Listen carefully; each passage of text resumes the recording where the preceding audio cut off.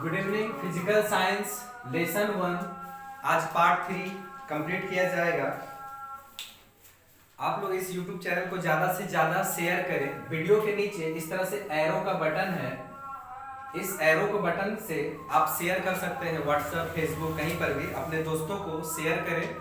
और यहाँ लाल कलर से लिखा होगा वीडियो के नीचे ही सब्सक्राइब करके एक बेल आइकन होगा, उस पर ऑल क्लिक कर दीजिएगा।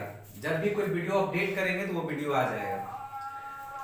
जो भी विद्यार्थी इस साल 2021 में बोर्ड देने वाले हैं, 2022 में बोर्ड देने वाले हैं, उसके लिए वीडियो बहुत महत्वपूर्ण है। आप लोग कॉपी कलम निकाल कर स्टेप बाय स्टेप नोट्स बनाते चले, ठीक है।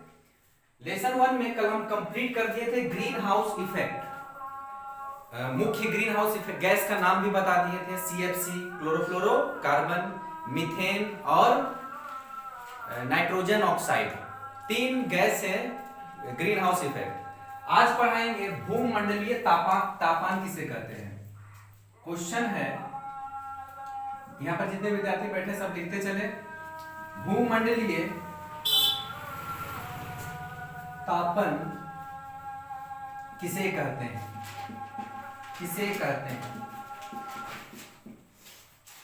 इसके क्या कारण है, इसके कारण क्या है, मतलब इसके कारण क्या है। भूमंडलीय तापमान या इसको इंग्लिश में ग्लोबल वार्मिंग,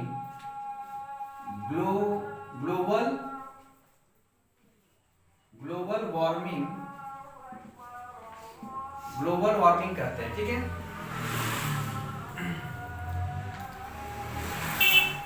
भूमंडलीय तापमान किसे कहते हैं, इसके कारण क्या है।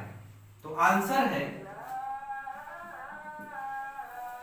है CO2, methane, CFC, nitrogen oxide इत्यादि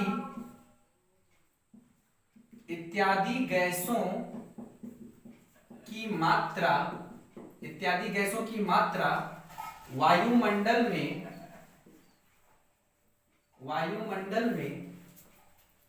बढ़ रही है।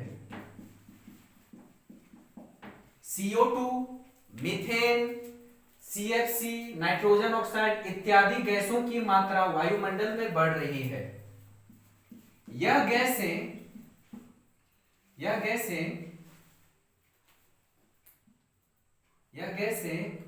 पृथ्वी से उत्सर्जित पार्थिव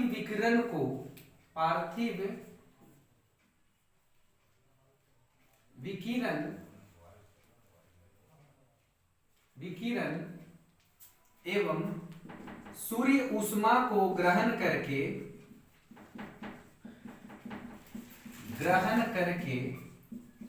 पृथ्वी का तापमान दिन प्रतिदिन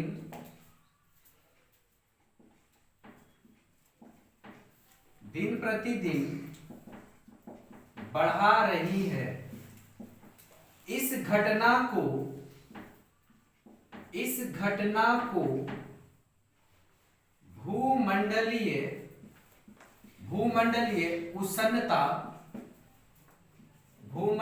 उष्णता कहते हैं। इस घटना को भूमंडलीय उष्णता कहते हैं, ठीक है। सिंपल से इसको समझा दे रहे हैं चित्र की सहायता से। एक्चुअली क्या हो रहा है, ये हमारा वायुमंडल है, ऊपर वायुमंडल और नीचे धरती है। अगर कार्बन डाइऑक्साइड पहले 0.003% था, अब लेटेस्ट डाटा के अनुसार कार्बन डाइऑक्साइड की परसेंटेज मात्रा 0.004% हो गई है। तो मतलब कार्बन डाइऑक्साइड गैस की मात्रा बढ़ गई है। तो जब कार्बन डाइऑक्साइड गैस बढ़ जाएगा तो कार्बन डाइऑक्साइड गैस, जो ये CO2 गैस है, यह ऊष्मा का अवशोषक गैस है। ऊष्मा का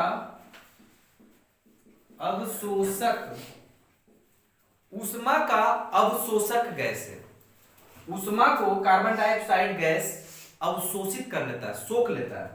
जैसे आप लोग लोहा को गर्म करते हैं और गर्म करने के बाद उसे आग से हटा देते हैं तो कुछ देर तक गर्म ही रहता है। उसी तरह कार्बन डाइऑक्साइड, सूर्य की रोशनी जब इसे मिलेगी तो ये क्या करेगा, सूर्य के ऊष्मा को अवशोषित कर लेगा। सूर्य के किसके, तापमान को, किसको अवशोषित कर लेगा, तापमान को अवशोषित कर लेगा।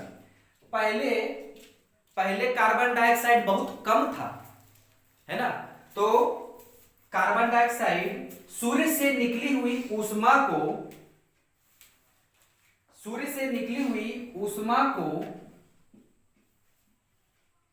अवशोषित कर लेता था, है ना, और छोड़कर ठंडा भी हो जाता था। पृथ्वी का यह पहले नियम था। लेकिन जैसे जैसे कार्बन डाइऑक्साइड की मात्रा बढ़ रही है, समझ में आ रहा ना, जैसे जैसे कार्बन डाइऑक्साइड की मात्रा बढ़ रही है तो सूर्य से आने वाली रोशनी को या ऊष्मा को, सूर्य से क्या आता है, रोशनी, और रोशनी के साथ क्या मौजूद होता है, ऊष्मा। ऊष्मा मतलब गर्मी। तो सूर्य से मिलने वाली गर्मी को कार्बन डाइऑक्साइड अवशोषित कर लेती है।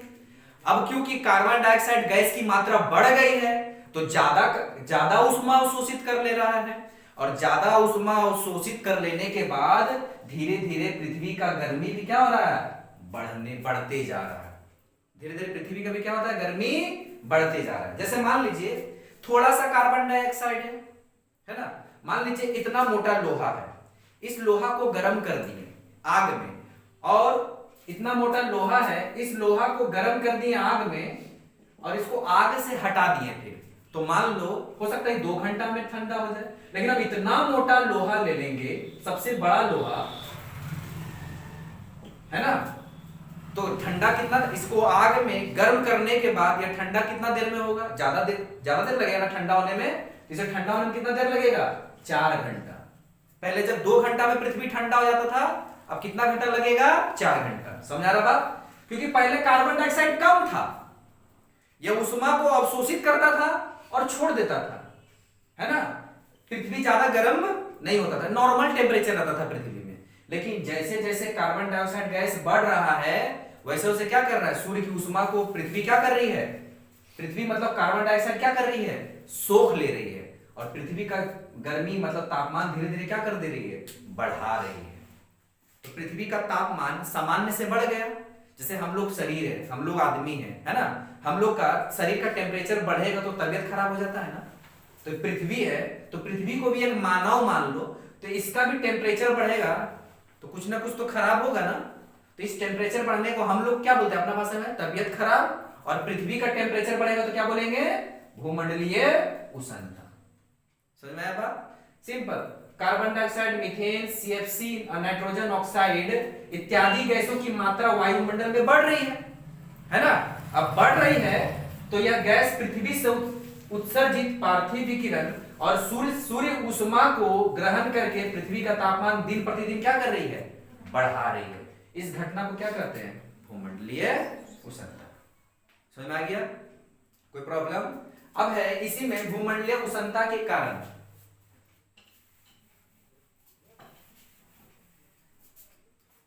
अगर इसमें एक और लिख लेंगे पॉइंट इस तरह से कि भूमंडलीय उष्णता का मुख्य कारक गैस कार्बन डाइऑक्साइड है। ठीक है, अब इस तरह से आंसर लिखने का तरीका होता है पॉइंट वाइज। भूमंडलीय उष्णता के कारण, भूमंडलीय उष्णता के क्या कारण है। ठीक है, पहला पॉइंट, भूमंडलीय उष्णता के क्या कारण है, गर्मी क्यों बढ़ रहा है, तो भाई कार्बन डाइऑक्साइड के कारण। किसके कारण, कार्बन डाइऑक्साइड के कारण। तो कार्बन डाइऑक्साइड कैसे बढ़ रहा है, तो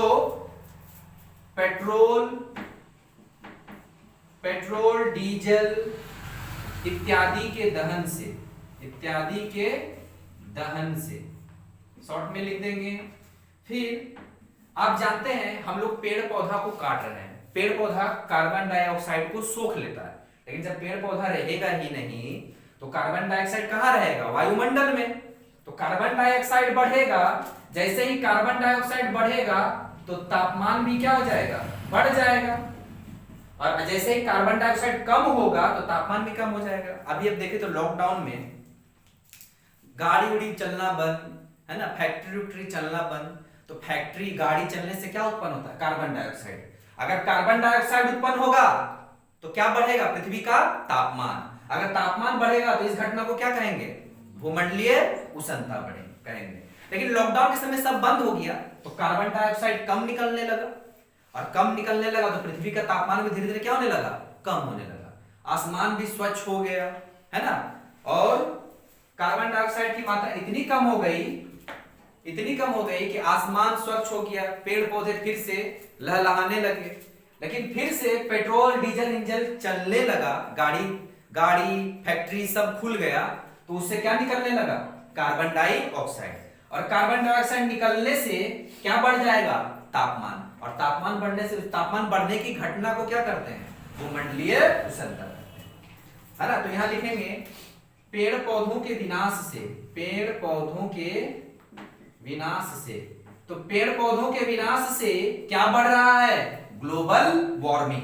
क्या बढ़ रहा है, ग्लोबल वार्मिंग। किसके विनाश से, पेड़ पौधों के विनाश से ग्लोबल वार्मिंग बढ़ रहा है। क्यों बढ़ रहा है, पता चल गया, क्योंकि पेड़ पौधा क्या सोख लेता है, कार्बन डाइऑक्साइड। अगर पेड़ पौधा रहेगा नहीं तो कार्बन डाइऑक्साइड को सोख पाएगा नहीं। पेट्रोल डीजल इत्यादि के दहन से, पेड़ पौधों के विनाश से, बस ये दो ही कारण इंपॉर्टेंट है, इससे ज्यादा नहीं। ठीक है, अब आपको भूमंडलीय के बारे में इतना बात समझ में आ गया है ना। अब नेक्स्ट क्वेश्चन देंगे, आप जितना भी ऑनलाइन देख रहे हैं सब स्क्रीनशॉट ले लें, आप लोग लिख लिए सभी। अब नेक्स्ट क्वेश्चन है कि कारण है भूमंडलीय उष्णता के कारण।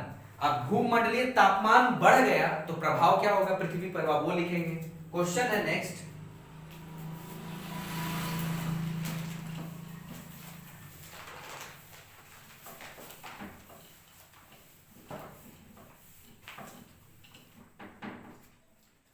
भूमंडलीय उष्णता लिख देते हैं, भूमंडलीय उष्णता के प्रभाव को लिखो। अब प्रभाव को लिखना है, इफेक्ट, कि पृथ्वी पर क्या इफेक्ट पड़ रहा है। तो आप लोग पॉइंट वाइज लिखिएगा आंसर, कि तापमान बढ़ गया, पृथ्वी का तापमान बढ़ गया तो क्या इफेक्ट होगा। अरे भाई गर्मी बढ़ जाएगा तो जीव जंतु क्या हो जाएगा, झुलस जाएगा ना। तो सिंपल लिख देना है कि जीव जंतुओं का झुलसना, जीव जंतुओं का झुलसना, के त्वचा का झुलसना, त्वचा का झुलसना। दूसरा नंबर, गर्मी बढ़ गया तो जीव जंतु का त्वचा झुलस जाएगा, लाल हो जाएगा, गर्मी में सूर्य की रोशनी में लाल हो जाएगा, तो पेड़ पौधा भी तो झुलस जाएगा। तो लिखना आगे क्या प्रभाव पड़ रहा है, पेड़ पौधों का भी झुलस जाना, पेड़ पौधा भी झुलस गया है, झुलस जाना। और गर्मी बढ़ेगा तो क्या होगा, ध्रुव के पास बर्फ पाया जाता है, वो पिघल जाएगा, है ना। तो ध्रुवीय बर्फ पिघल जाने से समुद्र तटीय भागों का डूब जाना, समुद्र तटीय भागों का डूब जाना। इसका मतलब मान लीजिए यहाँ बर्फ है और पानी इतना लेवल में है और यहाँ लोग खड़े हैं, यहाँ पर लोग हैं, है ना। गर्मी बढ़ रहा है, ठीक है, क्या बढ़ रहा है, गर्मी। और इस गर्मी बढ़ने की क्रिया को क्या कहते हैं, भूमंडलीय उष्णता। गर्मी बढ़ने से क्या होगा, बर्फ पिघल जाएगा। अब बर्फ पिघलेगा तो देख रहे हैं पहले पानी इतना था और लोग यहाँ पर रह रहे थे, अब पानी का लेवल देखो धीरे धीरे बढ़ जाएगा। तो तट क्या होगा, पूरी तरह से क्या हो जाएगा, डूब जाएगा। तट मतलब समझ रहे हैं ना, समुद्र के किनारे वाला स्थान जहां पर आप लोग खेलने जाते हैं, बीच जिसको बोलते हैं, वो बीच पूरी तरह से क्या हो जाएगा, डूब जाएगा। यहाँ जितना भी घर द्वार सबका, लोगों का रहन सहन सब क्या होगा, अस्त व्यस्त हो जाएगा। बात समझ में आया। चलो नेक्स्ट है, और गर्मी बढ़ने से क्या होगा?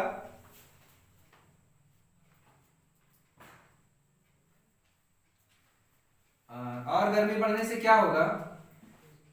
विभिन्न प्रकार की बीमारियां होंगी, विभिन्न प्रकार की बीमारियां होंगी। चलिए लिख लीजिए, सिंपल सा बात है भाई, तापमान बढ़ेगा मतलब ग्लोबल वार्मिंग आएगा तो क्या होगा? जीव जंतुओं का त्वचा झुलस जाएगा, पेड़ पौधा भी झुलस जाएगा, ध्रुवीय बर्फ पिघल जाने से समुद्र तटीय भाग क्या हो जाएंगे? डूब जाएंगे, और विभिन्न प्रकार की बीमारियां उत्पन्न होगी। ठीक है, सिंपल सा है। भूमंडलीय हम क्या समझे? कारण, कि भाई ग्लोबल वार्मिंग का कारण क्या है। फिर क्या समझे? ग्लोबल वार्मिंग का प्रभाव, है ना, एक कारण है एक प्रभाव है।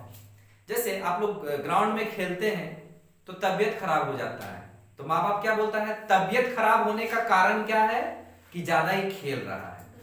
कारण, तो तबीयत खराब होना का एक कारण है, तो प्रभाव क्या होता है ना? शरीर गर्म हो जाता है, नाक से पदार्थ निकलते रहता है ना, तो ये प्रभाव है। तो इसको रोकने का भी कोई उपाय होगा तो दबा लेते हैं। क्या लेते हैं? दबा। तीन चीज होता है। तो भूमंडलीय उष्णता के कारण समझ गए, प्रभाव समझ गए, अब रोकने के उपाय। अब नेक्स्ट क्वेश्चन है, भूमंडलीय उष्णता को रोकने के उपाय। उपाय लिखेंगे। इसका मतलब भूमंडलीय उष्णता अगर बढ़ जाएगी तो पूरा जीव तो विनाश हो जाएगा, कोई तो जीव जंतु बचेगा ही नहीं। तो भाई हम लोग जीव जंतु हैं, हम लोग को तो रोकना होगा इस चीज को। तो हम लोग रोकने का क्या उपाय है? भूमंडलीय उष्णता को रोकने का क्या उपाय है? तो बहुत सारा उपाय है। पहला, पेड़ पौधा लगाना, पेड़ पौधा को लगाना, पेड़ पौधा को लगाना, ज्यादा से ज्यादा पेड़ पौधा को लगा सकते हैं। और अभी आप लोग देखें टोटो आ गया, इलेक्ट्रिक सब आ गया, मतलब सब बैटरी से चलता है। साइंटिस्ट लोग क्या किया, अब डीजल इंजन को छोड़कर अब बैटरी वाला सब बनाने लगा। तो अच्छी बात है, बैटरी वाला बनेगा तो कार्बन डाइऑक्साइड कम निकलेगा, और कार्बन डाइऑक्साइड कम निकलेगा तो तापमान कम हो जाएगा, तो ग्लोबल वार्मिंग भी कम हो जाएगा। तो लिखेंगे पेट्रोल डीजल इंजन का कम उपयोग करना,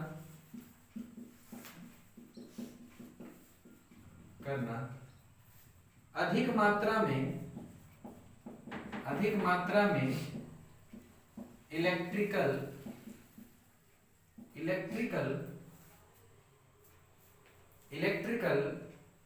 मशीन का उपयोग करना,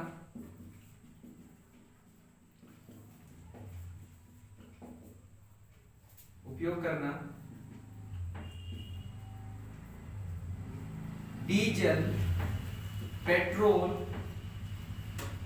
एवं कोयला के